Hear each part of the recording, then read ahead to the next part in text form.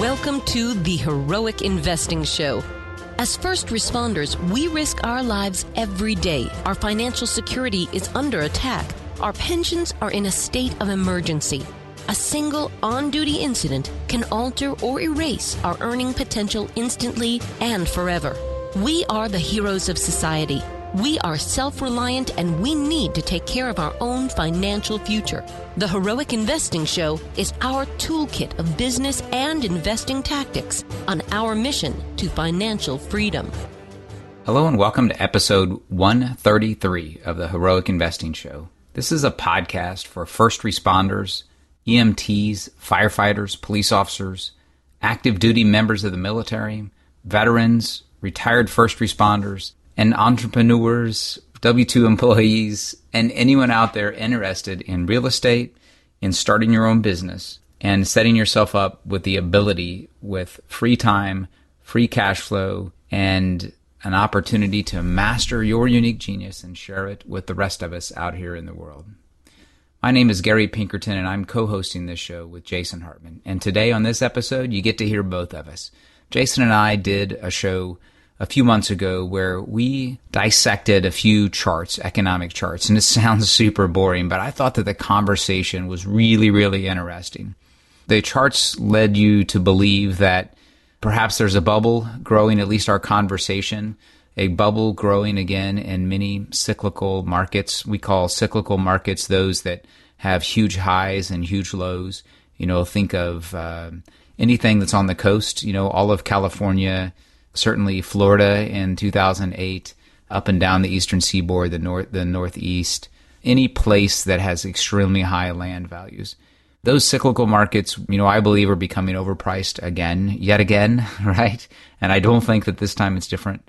One of, actually Jason's mother kind of led us onto this idea. She called the national bird of China the crane. And ever since she mentioned that, and she means the mechanical crane that's building large skyscrapers. My sister actually lived in China for about 4 years, and she would tell me these same stories about how they're just building these concrete ghost towns. They're just building massive apartment buildings and not actually having anyone live in them. They're just trying to put money to work. But we're seeing that in U.S. cities as well, and we talk about that a little bit in this discussion. And it also reminds me that recently we were doing Venture Alliance in New York City, and Patrick Donahoe and I were having a great conversation on a dinner cruise that we took about the cost of some of the buildings. And then I realized that, my gosh, there's cranes everywhere in Manhattan, everywhere. It was unbelievable, the number. And they're just building like crazy. They're tearing down old warehouses. They're reclaiming waterfront property to the tune of a few $1 billion per property. These new extravagant living, you know, condominiums and large commercial buildings.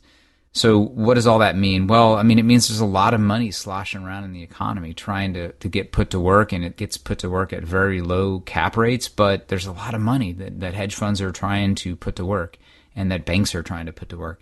So they build things, right? That's what China was doing. And now China's in some deep trouble for having done that and wasted, you know, a tremendous amount of their resources on concrete cities that no one's living in. So I think you will find some value. And as I reflected on what would be a good episode to put here in this place, I was thinking back to New York City and how things from when we shot this episode have really just gotten more inflated. You know, the bubble has not popped.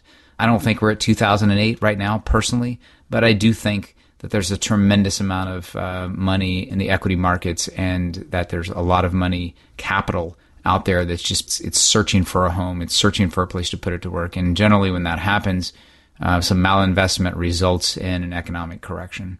I only pray that this time we let the economic correction happen and that we don't launch into another series of quantitative easing that is going to get us in big, big trouble. So I hope you do enjoy this one coming up here. But before we get to that, I wanted to mention that we have some tremendous newly recorded episodes coming up here with guests that are representative of our audience. And I hope stick with me here. Coming up in a couple of days will be the next great episode. I have individuals, so I'm sure of some names that you've met and have heard of. Phil Town, Owen Meyer has a great discussion with me. Brian Burke. Brian is a private equity manager who who consolidates investor money, syndications. He was a first responder for many, many years on the West Coast, and basically initially started syndicating with his people that he worked with and people who were interested in being investors who were first responders. And he's grown from that to managing several hundred units across the country in multifamily developments and has been extremely successful. He's very generous and shares a lot about his successes and some advice for individuals out there. And I'm scheduled to interview a very, very, very special guest this week, in fact, and it will air in the coming weeks here if we're able to pull it off. This is a 95-year-old World War II veteran that grew millions of dollars in commercial real estate, and he's still at the helm. Just the opportunity to interview and talk with a 95-year-old gentleman is just really inspiring and humbling. There's many other amazing things about this guy.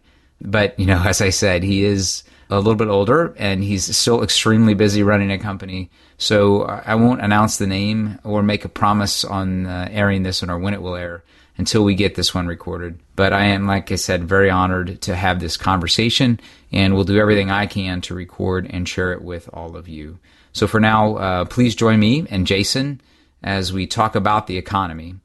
Fasten that seatbelt for some other great upcoming episodes. Please do go to iTunes or just to GaryPinkerton.com and leave us a review. Really, really appreciate it. I love your feedback. I read every bit of it. Thank you so much. Please send some recommendations my way as well if you have some great people that you think would be awesome guests for this show. And let me know how to add even more value. It certainly is my goal to add value to all of you. And thank you for listening to this show and this great discussion between Jason and myself.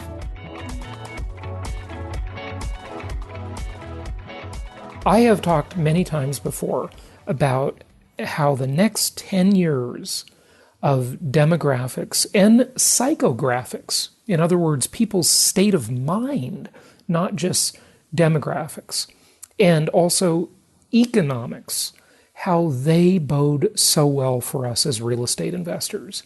How there is this tsunami, this tidal wave, this absolute avalanche of great news for us as real estate investors coming at the rental market over the next decade, maybe longer. Really, maybe this is a 15 to 20 year, maybe this is a decade and a half, 2 decades of phenomenal opportunity for us as real estate investors. I don't know. It remains to be seen. But certainly the near future, the next 3 to 5 years, and I would even venture to say the next 5 to 7, the next decade, it looks pretty darn sure that we are in a phenomenal position as real estate investors, investing in the most historically proven asset class in the entire world, income-producing real estate.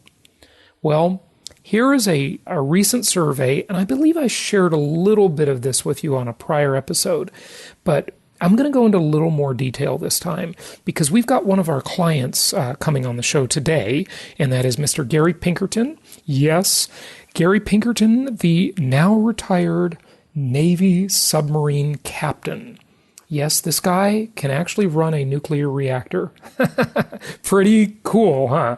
He's going to be back on the show today, talking a little bit about some different issues in the economy, some different data that I think you'll find interesting, and a bit of his client case study as a real estate investor. So I think you'll like that. But before we get to that, this is about the American savings rate. And again, this is one more piece of evidence just proving how phenomenal the opportunity is for us, for real estate investors, for income property investors. And it is overall sad news. But you know me, I am a realist. I am realistic about this stuff. I do think it's an amazing time to be alive. There are so many incredible things going on. And at the same time, there is this divide. There is the digital divide. There is the economic divide. There's the concentration of wealth divide. There are a lot of problems, obviously, at the same time. And this is one of them. But as the Chinese say, Crisis is an opportunity riding the dangerous wind. Every problem is an opportunity. In the Chinese language, the symbol for crisis is identical to the symbol for opportunity. So literally translated, crisis is an opportunity riding the dangerous wind is the way that works, right? And so this is a crisis, but it is an opportunity for us as real estate investors. It is an opportunity to serve a huge segment of the population. And when you hear a couple of these stats momentarily, you're going to see that this segment is ginormous. Ginormous. Yes, I know that's not a word, listeners. I know it's not a word. It's one of those made-up words. But it's ginormous. That would be gigantic and enormous put together. There you go. I don't think you needed me to explain that, did you? But anyway, I'm kind of a literal person. Okay, so 62% of Americans have under $1,000 in savings. And this is a survey. Who did this survey here? God dang it. Well, it's on Gobankingrates, Gobankingrates.com, which I guess is a website like bankrate.com, it looks like. And they've got some cool charts here, colorful graphs that illustrate all this stuff. But let me just share with you the first one before we get to our client, Gary Pinkerton, and our guest today and talk to him. Okay, so 21% do not have a savings account. 21% of the population. Mind-boggling. Okay, 28% have $0. I guess they have an account, but they have no money, or maybe no money to speak of in the account. Maybe if they have a nominal amount of money in that account, just to keep it open, it's counted that way as $0. 14% have, hey, this is considered great. Now, I'm sure people listening will think this is, no big deal, right? But 14% of the population over $10,000, $10,000 or more in savings. Okay, let's go to the bottom rung again. That's the top rung, over 10,000, 10,000 or more. Just the minimum balance requirement, 9% of the population. Less than $1,000 in the bank in savings, 13% of the population. $1,000 to $4,999, 10% of the population. $5,000 to $9,999, 5% of the population. 14% of the population with 10,000 or more. Can you believe that? That means that 62% of the American population, now I assume, of course, this is the adult population we're talking about, a little baby wouldn't be counted in this, right? But 62% of the population have less than $1,000 in savings. Do you think they're going to be able to move into the homeownership pool anytime soon? Do you think they're going to be home buyers? Not likely, folks. This is a huge market. It is a market of opportunity. It is a market that needs to be served. Hopefully, our country will get its act together and we will start moving away from these idiotic left-wing policies that I would argue, because we've had 5 decades of left-leaning policies in this country. Okay, forget about who the president is, right? Just look at the Congress. The Congress has largely been controlled by the left for the better part of 5 decades. And in many ways, you can argue that this problem relates to our left-leaning social policies because it causes an anemic economy through government spending, through inflation, admittedly low in recent years, but overall, over the last 5 decades, very high, especially since 1971. You know what happened in that year, of course, went off the gold standard. So this is just mind-boggling. It really is. Showing once again, that there is a massive opportunity and a massive market that needs to be served for us and by us as real estate investors. Okay, without further ado, let's get to our guest today. Let's talk to Gary. We're going to talk about some charts and some data and a little bit of case study. Make sure you visit jasonhartman.com. Make sure you check out our new website, by the way, if you haven't done so yet. It's newly revised website. If you looked at it too early, there were a lot of things that we fixed on it.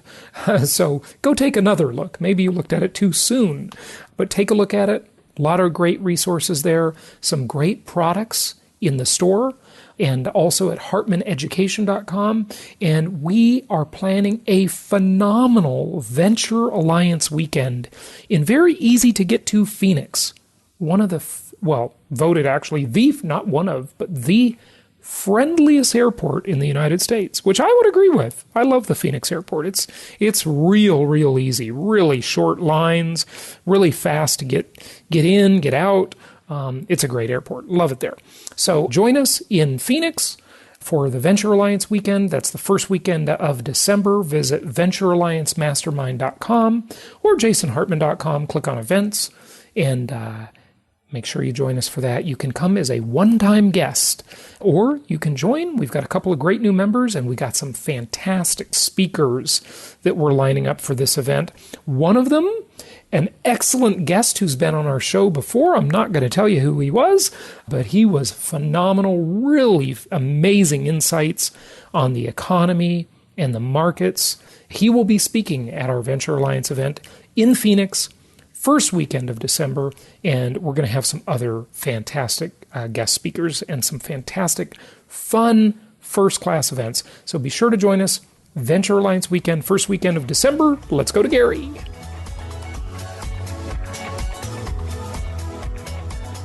Hey, it's my pleasure to welcome one of our clients back to the show. He is also a Venture Alliance member, and that is Mr. Gary Pinkerton, who sent me a fascinating article on Vox.com last week, and it's entitled 27 Charts That Will Change How You Think About the American Economy by Timothy Lee.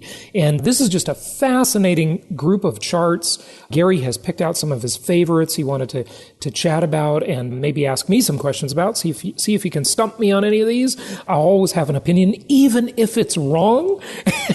That's my disclaimer. And Gary, welcome back to the show. How are you? Thank you very much. I'm doing great, and I'm really looking forward to talking again. I always love being, I think this is my third one, maybe second one. I think I did an intro with you. If I count that, it's the third one, but really enjoyed each time and certainly love talking about these topics. Yeah, it's great to have you back on the show. And Gary, give our listeners a sense of geography. You're an East Coast guy. Where are you located exactly? So I'm in New Jersey, Belmar, New Jersey, which if you're ever heading up the New Jersey Turnpike, you'll see the turn for Six Flags and 195, and it says Shore Points. And so we're basically halfway between New York City and Atlantic City there on the coast of New Jersey. Just a beautiful place, and it was the epicenter for Hurricane Sandy a few years ago. Yeah, massive rebuilding project there for sure. But you've been a Venture Alliance Mastermind member from the beginning, and I thank you for being involved in Venture Alliance. It's been great to have you there, and you always contribute such great stuff, and you've got such a good financial mind, and very analytical. You are a recently retired Navy submarine captain, so you know how to run a nuclear reactor in your spare time, right? I do. I've done a few of those. Yeah, it's not easy work, but it's certainly challenging and very satisfying. Just a ton of great memories. I just finished actually my 25th reunion at the Naval Academy. Saw a bunch of submarine buddies as well as just pilots and surface warship guys and Marines and some great Americans that I'd kind of lost touch with. So great times, but did do some times in nuclear reactors. Wow, that's amazing. And the sad thing about that whole deal with your naval career for me is that whenever I want to ask you questions about these nuclear submarines, you can't tell me anything because it's all secret. It's all classified. You won't tell me how deep you go, how fast you go. It's just nothing, right? Well, the good news is that the longer I'm out, the less relevant I become. And, I'm getting older like all of us, right? So eventually they'll think I'm senile and I'll be able to tell you the answers. There you go. Yeah, that's how you'll blow your security clearance. Okay. Got it. Got it. Well, hey, Gary, what got you interested in real estate, and how long ago did you discover my podcast and become a client? So it was 2011, just about mid-2011. I was leaving command. I just taken over a position, a great job at the Naval Academy, a 2-year position there, and I had a lot more free time than I did on my submarine, as you can imagine. And I was searching for a way to shift active income into passive. I'd read Robert Kiyosaki's books over the years. They just spoke to me. Rich Dad, Poor Dad, and most of the others, his prophecy, it all just made a lot of sense to me. So I was looking for, following his model of shifting into passive cash flow income. And, I'm a mechanical engineer, and the thing that made most sense to me, not buying the coin laundry machine, although I think that facility may be a great idea too. But for me, it was about real estate and buildings. And so I was looking into that. You happen to have a great podcast, and I started listening in the teens, I think it was, and I've certainly listened to all of them. And I just have kind of become a junkie of that, and of Real Estate Guys Radio. I listen to them quite a bit as well. And so I got my first property in the end of 2011 in St. Louis. I bought a few more there. I'm up to 8, and my wife Susan is today. In fact, we'll get her first 3, and she'll be at 6 by the end of this month. And hopefully, if all goes well, we'll have Susan topped out, and then we'll go back and start focusing on Gary again. And what you're referring to is the 10 loans for each spouse, the 10 Fannie Mae, Freddie Mac loans for each spouse. I got a question for you about living on a submarine and working on a submarine. Maybe you can actually answer this one, and I have a feeling I already know the answer. Are you able to download my podcast when you're underwater?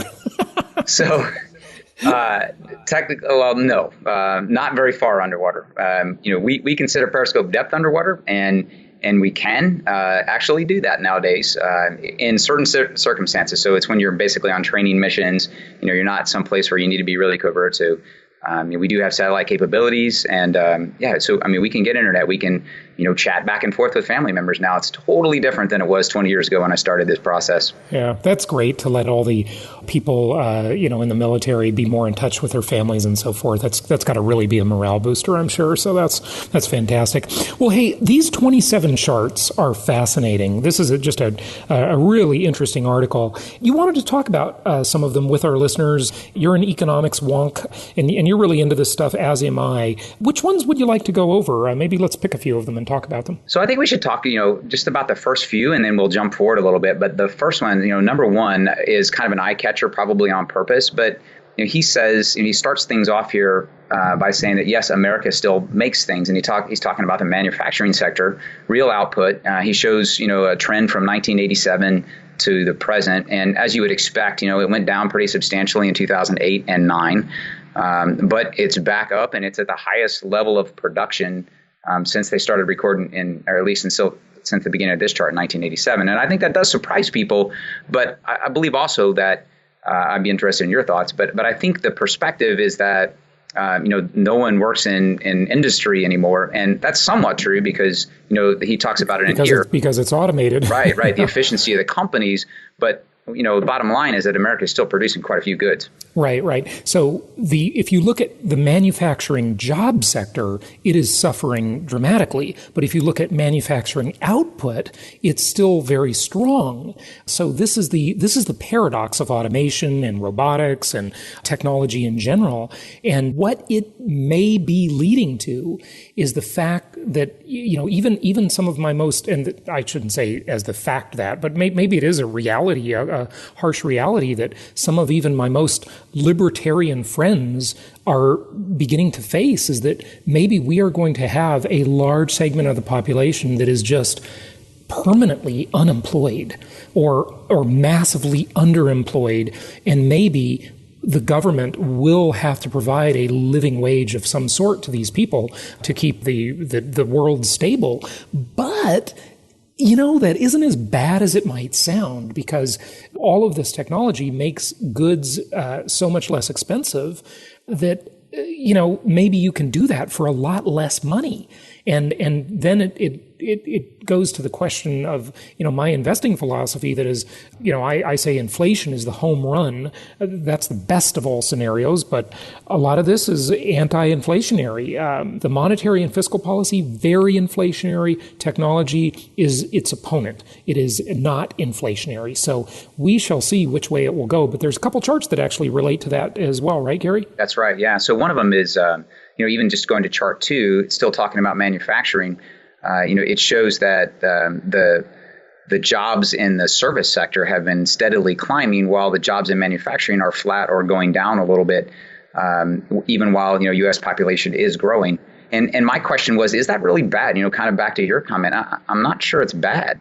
Manufacturing jobs are not, a dream, in my opinion. I've done a few of them, and they're hard work, and people don't live really long lives. And in general, they don't enjoy, the back-breaking work that comes along with that. So, people will often reminisce about the good old days. I'm not sure they were good old days in the factories, Yeah, that's a very good point. And many experiments and issues and labor unions and child labor and the Hawthorne experiment and working conditions and so forth speak to a lot of that point that you raise about manufacturing jobs.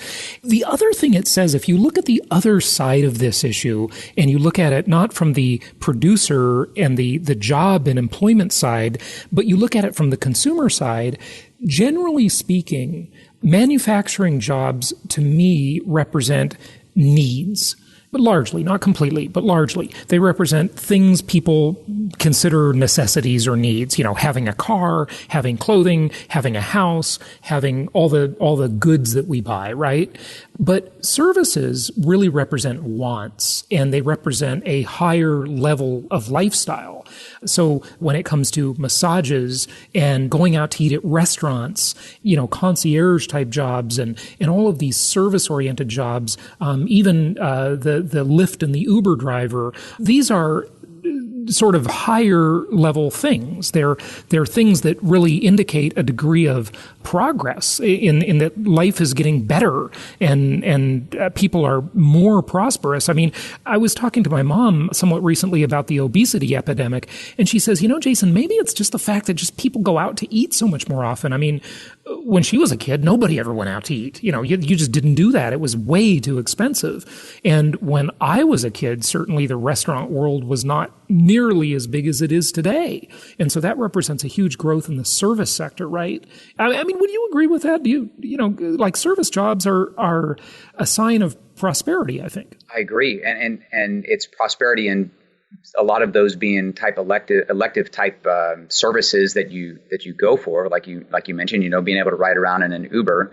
But they're also, I think, an indication of longevity, because I think there's a lot of service industry coming from, all of the retired baby boomers and for those older than the baby boomers that need those kinds or desire those kinds of services and have the ability to pay for them. The cruise ship industry right now is booming. Some of it, I think, is because of lower fuel costs, but I think a lot of it is the fact that the people who want to go and travel now are still healthy enough to do it, have service providers to help them through that, and thankfully have the financial ability to do it. And cruise ships are a service industry, so I think as you look around, it's an indication, like you said, of a wealthier, healthier, happier society. I don't think this is a bad thing. Yeah, it's an amazing time to be alive. Yeah, good stuff. It is. Okay, so anything else you take from chart number 2? Manufacturing employment is dwindling while more and more people provide services. No, I don't think so. But there's a couple more that relate to that, and those are number 12, labor force participation rate. And then I'll kind of lump them together. And then like 15, teen summer employment, and then both are dropping off. And I think the labor force participation rate, that's somewhat to do with the crash that we had in 2008 and 9 and the one in 2000. Both of them caused a significant drop, and clearly we haven't come back from that. But again, I think it's about increased efficiency as well right now, in the industrial world. And I think people are struggling a little bit. We have this impression that service jobs are lower income jobs, and they're jobs that are beyond, I'm beyond having to do that kind of a job. And I think that's unfortunate. I think service jobs provide a great benefit, like we just talked about. And And I think if we could change the mentality on that and perhaps change the pay structure for that. Well, I think one of the interesting things about that is, when you talk about service jobs, most people think of, working in a restaurant or a coffee shop or something like that. They don't pay very well, those jobs, certainly. But it's not that we have to just talk about this as though it's two things. It's either a service job or a manufacturing job. What about a corporate job? What about a middle management type of job? The information worker, the people working in the offices, right? They don't fall into either category. And those tend to be higher paying jobs, and they tend to be more pleasant jobs than manufacturing or service, I would say. They're using the brain more than the brawn in either case. Yeah, I agree. And but regardless, chart 12, people have been dropping out of the labor force since about 2000, is a bit of a disturbing chart. Because if you follow that arrow further, I wrote Greece at the end of of that arrow where for whatever reason the labor force, whether it be entitlement, whether it be disenfranchisement, whether it be taxes are so high they don't bother. That is the direction. I think America is moving on this chart in the direction of Europe, where for whatever reason people don't go to work, and that's not a good thing. That's very unfortunate. And folks, the labor force participation rate is far more accurate than the unemployment rate, because as we've talked about many, many times, and I'd say the guest that spoke to this the most was John Williams, the founder of shadowstats.com, a website I would highly encourage all of you to visit, shadowstats.com, which is, sort of made its name on the reality behind the numbers that the government is publishing. The labor force participation rate really shows you who's working and who's not, right? Whereas the unemployment rate, because people fall off the unemployment rolls, that is a very misleading number. So let's just share some actual numbers here, okay? Let's take 1997-ish to 2000, it looks like. We had a labor force participation rate of 67, and now it's down to less than 63. And the last time it was this low was, we're in the era where the misery index was created in the 70s, in the mid-70s. Things were very, very tough back then, obviously. Yeah, it's just interesting to look at this, isn't it? Yeah, it is. It certainly is. And hopefully we turn that trend. But the other thing to kind of keep in mind, and I learned this in my master's program, my engineering master's program, is you have to take charts with a grain of salt, meaning that you kind of need to know what's behind them, like, what the data set was, what the entering constraints were. But the other part is that, the scale on these things, you have to look at it and kind of evaluate it. I mean, this looks like a very dramatic scale, but a very dramatic curve. But if you look at it, it's going from 59 to 67%, which is substantial with a country this large. But it's not like it. You first look at it and you think, oh my gosh, we were at 10, we went to 100, and we're back down to 50 or so. It's not. That's one of the old how to lie with statistics things. You show someone a chart, and depending on the scale in which they did the chart, they can make it look much more dramatic than it really is. So that's a very good point. Hey, two that are on real estate, Jason, I thought we ought to touch charts 18 and 19 right back to back. And 18 is the current recovery is an urban recovery, and it shows it breaks up the chart into four different groups: communities of less than 100,000, between 100 and 500,000, between 500 and a million, and then over 1 million. And what it shows, early 90s, the most of the growth was in the very low population areas. And then, in 2000, 2006, it was pretty flat and low across the board. But then now the trend from 2010 to 14, following the mortgage crisis, all of the growth has been, in the larger cities. Yeah, that's interesting, and this is a really complicated one to look at, because one of the other issues that you have is some of these actual cities have grown, like growth begets growth, right? And so if you look at where I spent most of my adult life in Orange County, California, I remember when I first started selling real estate in Irvine, California, the population of that city was like 70,000. Okay. And those are misleading too, because these cities are contiguous, they're right next to each other, and you go from Irvine to Newport Beach, or Irvine to Santa Ana, or Irvine to Tustin, or Mission Viejo, or whatever. It's like you're in the same place, So some metro areas are isolated where there's a distance between them. There's a buffer of nothingness, if you will, and then there's another metro area, right? But when they're all clumped together, it really makes it hard to do statistics. But I would say, and I haven't kept up with it, but I'm guessing that the size of the Irvine population now is about 220,000 or something like that. So, and I could be wrong about that, by the way, maybe under 200,000. I'm not sure. It's interesting to look at this. Yeah. So this would lead one to believe that the growth is in the cities, right? In the bigger, well, this is county size, right? Yeah. And if you look at it on county, like LA and Orange County are right next to each other. You don't notice when you go from one to the other. They're completely adjacent. So it's hard to tell, but go ahead with what you're saying. Well, what I was going to say is that, this really speaks to the logic behind what you do in your company, in that you pick areas that are surrounding major cities, where, it's rural enough or outside the city enough that the numbers still work. But you're close enough to the city to grasp this, population and job growth. People can still commute from where we're buying properties around Atlanta, or where I bought properties in St. Louis, or the other major cities that we're concentrating on. They can still go into where that large growth is occurring for jobs. Mm-hmm. Yeah. So they've still got the job opportunity without being in the expensive market. And Gary, I think this is like the ultimate formula. I don't know how expensive it is where you live, but I know your property taxes are some of the highest in the country.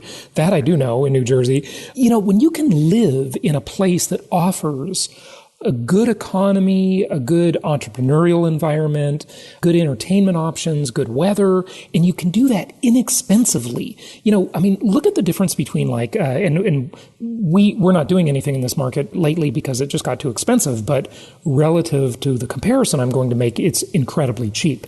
And so I would compare Denver and Austin, right? Two cities that we've done a fair amount of business in, both a little too expensive now to be recommending to our investors, but compare them to a place like, say, San Francisco, right? These are both called creative class cities, as is San Francisco, and they're dramatically better values. And I just think that the uber high-priced cities I don't think they have as good a future, relatively speaking, to the low-priced cities that have a lot of the same offerings, and people are very mobile nowadays, as we've illustrated before. But, any thoughts on that? No, and over 1 million in a county is not a lot, right? So this is not just New York City. I think there's great counties here that demonstrate, again, that I just believe I think you're right. I think there's a lot less opportunity in the uber rich large cities, but I think this chart speaks to the strategy that we've been using for many years with your company. I think it's great. Right. Yeah. Let's talk about inflation adjusted housing prices. I love this one. 19. Yeah. So what I did, Jason, is I went back and looked at this, and here's a case of a chart that includes tremendously more information, right? So this one goes back to 1890. Most of them have been 1980s or 1990s, maybe even 2000. Very small sample size. This one is, since they started recording this information 130 years ago. And I took inflation and adjusted it by 1% higher than they show here. And essentially this thing flattens out and the guy's argument goes away. His argument is that since World War II, housing prices have consistently climbed, and he even calls into question whether the 2008-2009 bubble was significant or not. I mean, you can even look on his chart, and it was huge. So that's a kind of a weird argument to make, but even just his point is that you can see kind of an upward trend. But for that many years, we're looking at 70 years. If you just add 1% to the reported inflation, it flattens this thing out completely. I tell you, I have a lot of disagreement with Robert Shiller. And this is, of course, the Yale economist, and the Case-Shiller Index is named after him. And he's written several books. He talks about irrational exuberance. He took Alan Greenspan's famous quote and talks about that. And he doesn't really give the whole picture on a lot of things. And I think that can be kind of misleading. Some of his data is great, of course. But the thing that is so misleading about charts like this is that it assumes that the house is the same house. See, the house in 1890, I'm just going to venture to guess, I'm going to make a wild guess here, is not as nice as the house in 2010. Right? It might have been if they included the outhouse as part of the house. There you go, yeah. Right, exactly. So it's not as nice a house for sure. I mean, the houses today are much more energy efficient. Well, they even have energy. My grandmother in upstate New York, rest her soul, but when she was alive and I used to go visit there, I mean, all the electrical wiring was on the outside of the walls. So you would see wires running around the inside of the house to an outlet. And because the house was built before electricity was wired into homes. And so the homes are obviously much better, but here's the kicker. And if you look at like one stat I hear a lot is that, Americans are just living much more prosperous lives nowadays. And they'll say the average house built after World War II and the baby boom was about 900 square feet. And the average house today is like 2,200 square feet. Okay, but you didn't talk about the density of that house. You didn't talk about the fact that that house post-World War II was a third of an acre or a quarter acre lot in, famous suburban places like, I'll take Lakewood, California as an example, which is a Long Beach area, Long Beach, California, where I went to high school. You compare that to today, and yes, you might have more square footage on the interior of your home, but you're living in a townhome or a high-density cluster home with 0 lot lines. So there's more to everything than meets the eye, isn't there? Absolutely. There absolutely is.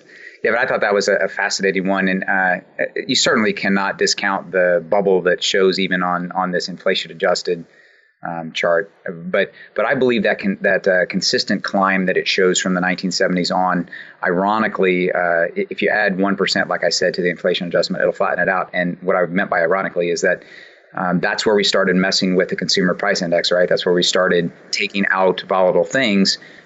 Shadow stats will tell you that it's a couple of percent higher than that. And when you add that in, it's flat. It's just following home price inflation is long term, with the exception of, the 2008 bubble there. It's just following inflation in America. Yep, fascinating stuff. A long time ago, and I wish I could find that episode, I did an episode on this where I played part of an interview that was on, I believe, on Bloomberg News, Tom Keene on the economy. He's an interesting reporter. I really like his stuff. And I actually played part of it on there where they interviewed the Fed chair who was it? It was right before Greenspan. Gosh, it was it was before Greenspan, and it was before, the guy that broke the back of inflation, who I always talk about. Why can't I think of his name right now? Paul Volcker. Thank you.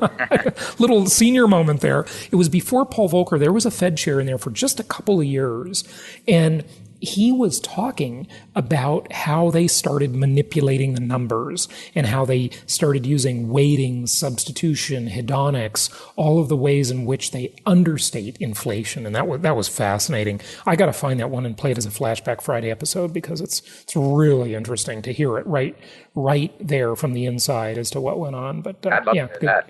Yeah, good stuff. It's an old one. It's up there somewhere, but finding it is another challenge. Okay, so did you want to talk about chart number 20 at all, Gary? 20. Housing prices have grown a lot faster than construction costs. Right. So one of the things I was going to do is say that this is a tribute to, I'm not sure, Jason, you haven't really talked about yet things changing in your life, but it came to mind to me, the turtles. And you'd mentioned this before in the past that, some have actual masses around them, like geography, mountains and things that cause prices to rise, water around New York City. Some, we just manufacture them. Like one that came to mind for me was Las Vegas, where they have famous, they have endangered turtles that we've decided will prevent you from expanding. And so home prices go up in places like that as well. Yeah, right. So in other words, you're talking about constraints on building, right? That cause housing prices to go up a lot faster than real construction costs. Exactly. So that's one huge part about this, I believe. Yeah. And this is something, by the way, just to tell the listeners, what this chart shows is it shows from 1980 to 2012, and you see during the bubble period, 2004 to 2006-ish, or the run-up started happening in 2000. But you see that house prices, real house prices, adjusted for fake inflation statistics, so everything's got to, you got to adjust it twice, right? But they went up dramatically faster than construction costs, right? And that's what this chart shows, which is quite interesting. But it doesn't tell the whole story, and I think that's Gary's point. Correct me if I'm wrong, Gary, but in places where you have constraints on construction, That's what causes places like the Socialist Republic of California to have these incredibly high prices. And my opinion that I've stated many times before when I talk about the self-driving car and how geography is less meaningful than it's ever been in human history, it's still meaningful. It's just less meaningful. I think this kind of thing will be under attack. It'll still be there. It'll still be a factor. Of course, everybody would rather have a home on the water in Newport Beach or La Jolla or wherever than inland of it, right? I think that'll pretty much be unanimous. But will the delta be as large as it is today if transportation becomes a lot cheaper and a lot easier? Self-driving, ride-sharing, et cetera. And also technology like virtual reality, even that's another component. I believe that delta will compress. No, I think you're right. But this is a nice chart when you're talking about the concept of land value and cost of construction. It shows that the blue line, the real housing price, is essentially the changes in land value, right? I mean, the people that will pay a premium for a specific location over what it costs to build on that location. Right. But here's the amazing thing about this chart, though. That point is well taken until you get to the peak in, according to this chart, it would be about 2006 or 7. I think it was really before that. But there's always a lag in these stats anyway.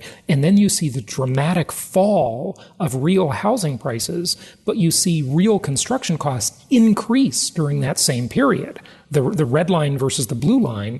And I almost wish the listeners could see this. This is really telling. So you see that land prices, when there's a bubble, just get this massive run up, and they're artificial. It's just built on a tulip bulb mania. It's built on a mob mentality, a scarcity mentality that doesn't have any real intrinsic value.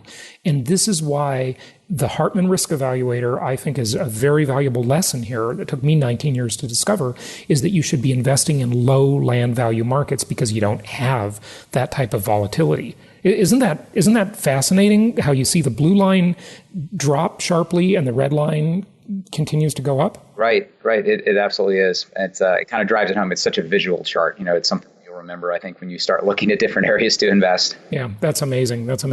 Any others you want to share before we wrap it up, Gary? Yeah, so 24 is one that shows the way Americans retire is changing. And this one is not really probably news to most people, but it shows the difference between the percentage of Americans that are covered by defined contribution plans or 401ks, IRAs, self-funded, if you will, and then those that are covered by defined benefit, which is just a pension system. And this chart is really one of those things that I'm kind of dedicating my, the next part of my next chapter of my life towards, and with Patrick Donahoe at Paradigm Life, is trying to get people in a position where they don't fall victim to this, because this is a tragic, occurrence. And you can see that it's been happening since we started, since we made that shift in the late 70s, early 1980s, and it's just getting worse and worse. And there's a comment at the bottom. He says that, this shifts a lot more risk and responsibility onto the employees. So back, with a pension system, which is really just an annuity, the company would outsource to someone like an insurance company the commitment to pay income to their previous employees in retirement for the rest of their life. And so that individual had quite a bit of security there. But it became expensive to the companies, and they found an opportunity. They found that Congress would allow, or that the governments would allow them to shift this over to the employee. And so I would argue that it doesn't shift more risk. I think it shifts all the risk to the individual, because, recent studies, in 2015, there were a couple of really big studies that showed that, and he talks about it in here as well, that, actually goes over to the next chart.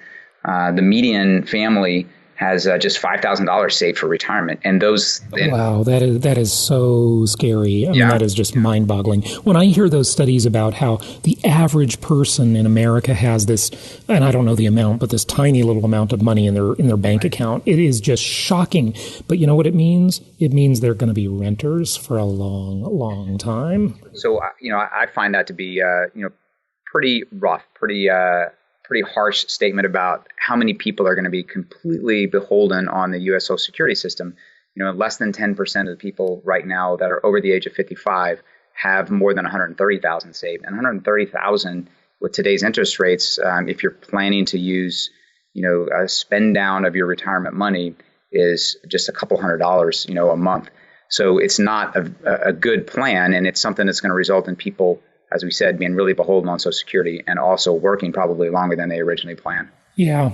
But, as terrible as that sounds, and I agree with everything you've said, I don't know that working longer is a terrible thing either, though. The concept of a 65-year-old retiring, that really needs to be redone. Now, granted, that's a sign of how things aren't going as well as they should be, right? I agree with that part.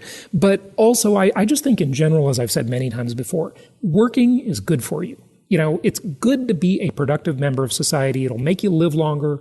You'll be healthier. And you should work longer. You can. Yeah, when the arbitrary 65 number was created, on average, I think they said, and Gary, you'll know this better than I will, as your next career, I'm sure you study this a lot, but people lived about 4 years in retirement, right? They lived to 69. Now they live 20 years, 30 years, and that means we got to plan for that. We got to invest for that, for sure. But also, I think working is good for you. I agree completely. I think most people all of America should reevaluate what we think of as retirement. I think perhaps retirement is maybe a change in lifestyle if you want to transition into a little bit more travel, or, to everyone it's different. But I think, this process of today, baby boomers have the ability, and many of them have done this, of, the first 20 years of their lives has been consumed as obviously being a child and learning, going through education. You work for 30 years, and then in your mid-50s, you have amassed enough and have the ability to retire. And if you retire after 30 years of work... That's if you've done it right, or, right. done it semi-right. Hopefully you did it even sooner, but yeah. Right. So 20 years not working, 30 years working, and the ability to do another 30 or 40 not working if, the advances in healthcare continue. That's just not a survivable model for a society, to contribute for 30 and not contribute for 50 or 60. Plus, it's just hard on the individual. Like you said, the people who live really long lives in general, I think the studies will show, are very active, right? And both physically and mentally. They're always working on a project. They've always got something going on. And I think that's very, very good and very stimulating. So folks, if you're listening to this and you're thinking you're at retirement age and you're complaining about how bad things are because you have to keep your job as a greeter at Walmart, quit complaining. No, I'm just kidding.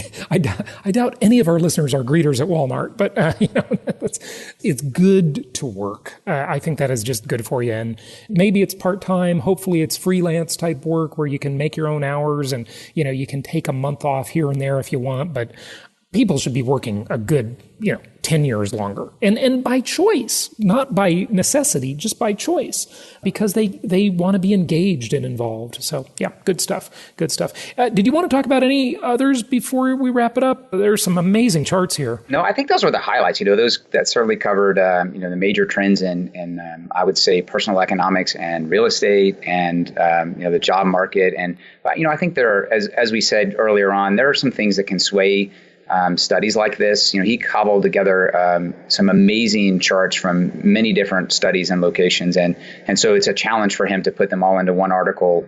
But I think it told a great story, and I think it's a eye-opening story on a lot of those charts. It really is.